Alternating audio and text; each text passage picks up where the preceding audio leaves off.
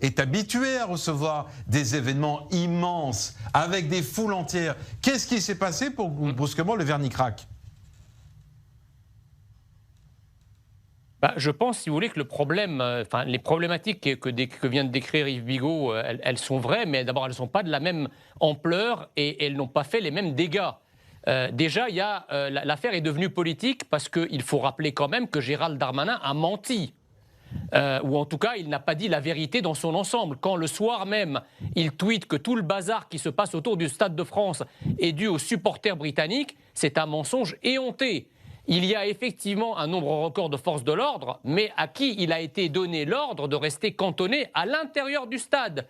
Ce qui fait que quand vous avez des hordes de centaines de personnes, pour la plupart, pour l'écrasante majorité qui sont d'origine immigrée, légale ou illégale, qui arrivent en bande et qui perpètrent une sorte de razzia sur les supporters en les détroussant, en les violentant, etc., il n'y a pas un seul policier aux abords du stade, ils sont tous à l'intérieur. Et donc, ce qui fait qu'il y a une espèce d'impunité de tous ces malfrats qui viennent pour la plupart de Seine-Saint-Denis et qui justement pas. Et qui viennent pas de Seine-Saint-Denis pour la plupart. Et qui ont trouvé là effectivement un terrain pour s'approvisionner de leur délinquance et de leurs faits délictuels. En fait, le problème, si vous voulez, c'est que nous avons assisté avec ce dossier à ce que j'appelle la tenaille de la haine qui enserre la France. Vous avez d'un côté une immigration non contrôlée, certaines immigrations qui effectivement sont surreprésentées dans la délinquance et la criminalité, qui s'en sont données à cœur joie ce soir-là. Et donc ça, c'est la première mâchoire de la tenaille. Et la deuxième mâchoire de la tenaille, c'est par le haut tout un gouvernement, accompagné d'ailleurs de ses porte-voix médiatiques, qui nie le problème. Il faut savoir que le soir où ça s'est passé, aucun média en dehors de CNews n'a couvert ces événements. C'était l'omerta totale. Il a fallu... Non, le soir... TF1 l'a fait. Pas le soir même. C'est pas tout à fait vrai. Le lendemain. C'est bien de faire la pub pour CNews, mais c'est pas tout à fait vrai, Jean Messia. Et c'est parce que Non, la presse étrangère. C'est parce que la presse étrangère et les réseaux sociaux se sont enflammés et les réseaux sociaux se sont enflammés que le lendemain, effectivement, toutes les autres chaînes ont commencé à en parler. Et je terminerai simplement mon propos en disant qu'en réalité, qu'est-ce qu'on dit? Quel est le discours officiel? En réalité, ce ne sont pas des jeunes immigrés qui ont agressé, qui ont pillé, qui ont violenté. Ce sont des faux billets. C'est des faux billets qui ont agressé les gens. Exactement comme lorsque on a des attaques terroristes, on vous dit c'est un couteau fou. Il n'y a personne derrière le couteau. Ou alors c'est une voiture folle qui écrase les gens, il n'y a personne au volant. Donc il y a une espèce de désincarnation, de déshumanisation de ce qui se passe par tout un système qui s'est fait la spécialité de nier la réalité pour maintenir l'idéologie du vivre ensemble, chère à monsieur l'ambassadeur Daniel Chek, qu'il faut préserver à tout prix, y compris au mépris de mensonges d'État. Bon, Jean Messia, en tout cas, vous avez placé le mot CNews ce soir dans les GGMO. Je vous invite à placer le mot i24 News la prochaine fois que vous êtes sur CNews. Voilà, comme ça, ce serait de bonne guerre. Votre voisin, je crois, n'est pas totalement d'accord. Je peux le faire tout de suite. Eh ben voilà, je compte sur vous. Ça, c'est une lecture tout à fait typique de la gauche idéologique qui gouverne une partie des médias et de la politique à travers le monde, ce qu'on appelle le progressisme, entre guillemets. Je dois quand même rappeler que pour faire la paix, il faut être deux. Or, je suis très étonné par l'analyse que fait monsieur l'ambassadeur Daniel Chek de la partie m'étonne pas, monsieur Messia. Palestinienne. Enchanté de vous retrouver. Il semblerait que vous... Moi aussi, j'étais ravi. Il semblerait que vous, que vous brossiez le tableau d'une entité palestinienne fantasmagoriquement pacifique sur laquelle vous projetez effectivement vos sentiments qui sont des nobles sentiments. Sauf qu'en face, c'est pas ça. Alors déjà, je vais poser une question. Est-ce que déjà l'autorité palestinienne a une fois eu pour initiative de mettre sur l'un de ses édifices ou même dans la rue un drapeau israélien? La réponse est oui. Donc, vous voyez, vous posez une question, je vais y répondre. Non. Daniel Chek, Jean Messia, je vous rends la parole après. D'accord, c'est vrai, mais ça, d'accord, tout à fait. Mais est-ce que, en dehors de ce genre comment dirais-je, de visite officielle, vous avez ce type d'initiative? Oui, il y a les femmes, les femmes qui font la paix, Women Wage Peace, qui ont des Israéliennes et des Palestiniennes qui se baladent dans les rues de Ramallah avec des drapeaux israéliens et palestiniens. Vous voulez encore quelques exemples, Monsieur Messia? J'en ai plein. Moi, je vous dis que... Non, je vous dis qu'il n'y a... Non, mais attendez, il n'y a pas de drapeau israélien sur des édifices publics. Mais là, c'est pas quelqu'un d'officiel qui a mis ça sur un édifice public. C'est une ONG qui a fait c'est une démonstration. Ce n'est pas un acte officiel. Personne n'a décidé de le faire. Bon, là, on parle oui, mais pour le coup, on parle d'institution. Jean Messia.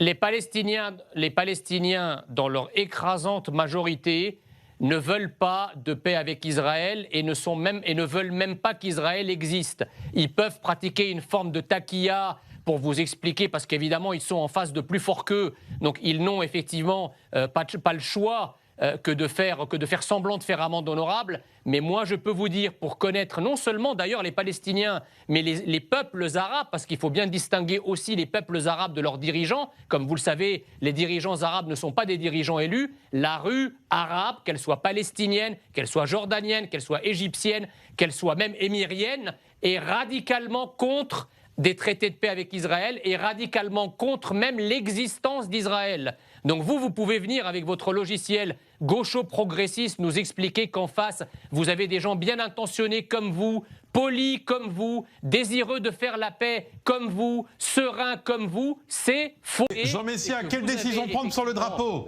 De belles Jean Messia, pardonnez-moi, la question ce soir, c'est tout de même quelle décision prendre sur le drapeau? Est-ce que la Knesset, qui se penche en ce moment même sur cette question, doit interdire les drapeaux palestiniens sur les institutions et notamment... Parce que ça a commencé là, et on va revoir les images de la semaine dernière à l'université Ben Gurion de Beersheva, les drapeaux palestiniens brandis dans les universités israéliennes. Il faut bien sûr retirer tout symbole et tout drapeau autre que le drapeau national israélien, qui plus est dans un contexte extrêmement tendu où effectivement il va y avoir une série d'attaques terroristes qui ont tué 19 morts israéliens. Donc la règle doit être générale, mais elle doit l'être encore plus quand il y a tension pour justement ne pas susciter les provocations, notamment vis-à-vis du peuple israélien qui n'est pas très heureux d'avoir perdu dans des circonstances dramatiques 19 des siens. Oui, en fait, pour sortir un petit peu de cette ornière dans laquelle sont enfermés vos invités à Tel Aviv, il faut quand même rappeler que ceux qui brandissent ces drapeaux à l'intérieur d'Israël, ce sont très souvent des Arabes israéliens aussi. Or, il me semble quand même qu'un Arabe israélien, il a la nationalité israélienne.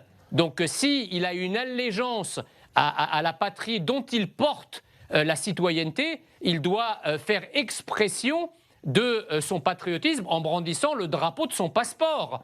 S'il adopte un autre drapeau avec des gens qui ne sont pas israéliens, mais qui sont palestiniens, c'est aussi une forme de trahison. Moi, il ne me viendrait pas à l'esprit de descendre dans la rue avec un drapeau algérien ou marocain ou canadien ou australien. Je suis français, je manifeste avec un drapeau français. Si vous êtes israélien, que vous soyez juif ou arabe, vous manifestez votre patriotisme avec le drapeau israélien. Si vous êtes palestinien et que vous habitez effectivement en Cisjordanie ou à Gaza, là, vous pouvez faire ce que vous voulez. Mais à l'intérieur d'Israël, on ne peut pas être à la fois de nationalité israélienne et brandir un drapeau qui n'est pas celui de sa nationalité. C'est une forme de trahison pour moi. Vous soulevez une vraie question, Jean Messia. Non. Ça reste, et je le précise, c'est une information de la presse israélienne, démentie ce soir par Guy Donsan, l'intéressé, mais l'état d'esprit qui se cache derrière, c'est qu'on a tout de même l'impression que le Likoud est en train de manœuvrer à tout va pour préparer le retour de Netanyahou. Vous savez, ça fait partie de ces petites gesticulations de la vie politique israélienne et de la vie politique de tout régime parlementaire. Alors effectivement, c'est peut-être pas une intention, mais il suffit simplement de laisser fuiter dans la presse une intention de négocier, etc., pour que tout de suite, comme vous le voyez, ça prenne des proportions médiatiques et politiques énormes et ça entraîne du coup une forme de réponse. Alors ça s'appelle le chantage, mais on a connu ça en France sous la 3e et la 4e République. ce sont toutes ces manœuvres d'appareil, ces marchandages politiques. Alors, en fait, c'est très bizarre parce que le système parlementaire israélien a été très solide pendant plusieurs décennies, à une époque où effectivement le peuple israélien avait une forme d'homogénéité, de même que les partis politiques. Et puis à partir des années 80, avec l'avènement de nouvelles communautés, puis des partis qui se sont greffés sur ces nouvelles communautés, on a eu une sorte d'atomisation de la vie politique israélienne et de la vie partisane surtout, et on voit apparaître des phénomènes qui n'existaient pas, ou en tout cas de manière moins accrue et moins prégnante dans les années 50, 60 et même jusqu'aux années 70. Donc effectivement, là, c'est pas du tout impossible que le gouvernement saute et qu'il y ait des élections. Ça ne veut pas dire nécessairement que les parties prenantes aient été à la manœuvre, mais le simple fait d'avoir laissé fuiter crée une pression politico-médiatique qui peut in fine aboutir de manière non voulue au départ, mais aboutir à ce à quoi elle était destinée. Est-ce qu'il faut vraiment attendre quelque chose? Binyamin Lachkar était très dubitatif. Au fond, aujourd'hui, ce Proche-Orient a avancé notamment avec les accords d'Abraham, initiés par le prédécesseur de Joe Biden, mais ça n'est plus son cas aujourd'hui. On ne sait pas s'il va aller sur cette même voie.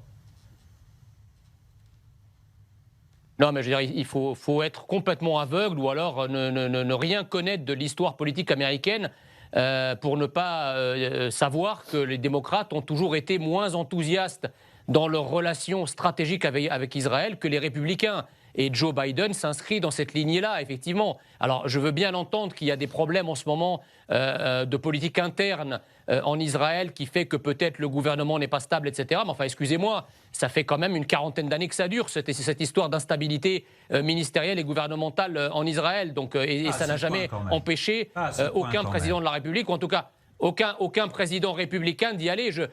Qui imagine que si Trump avait été réélu, il ne serait pas déjà venu en Israël? Donc on voit bien qu'il y a quand même une sorte de timidité de Joe Biden. À la suite d'Obama, vous savez, il y a aussi la question de savoir s'ils ne doivent pas un peu ménager leurs relations avec certains États, notamment avec l'Iran, puisqu'on se souvient que Obama avait été très proactif sur la relation avec l'Iran. Il avait même levé un certain nombre de sanctions. Et je ne crois pas que Biden soit sur une ligne qui diffère de celle d'Obama en l'espèce. Donc effectivement, si on veut faire ça, il ne faut pas qu'il se précipite à montrer qu'il a une relation privilégiée avec Israël et donc il temporise. Voilà la vérité. Mais si ça avait été Donald Trump, il serait déjà venu en Israël et chacun le sait très bien.